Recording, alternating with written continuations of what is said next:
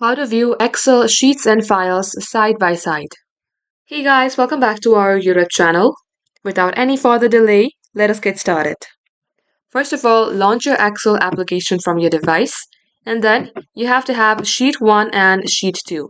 For instance, as you can see that I have these numbers in Sheet 1 and these numbers in my Sheet 2. Now, for them to view side by side, here is what you can do. First thing first, you have to select any of these sheets.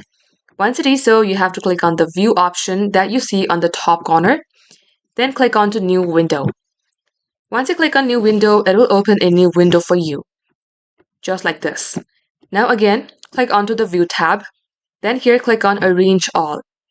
And under Arrange, you can select any of these options. For instance, I'm going to go ahead and select Horizontal. Once done, click OK. Then, as it is so, this file will be generated on horizontal way.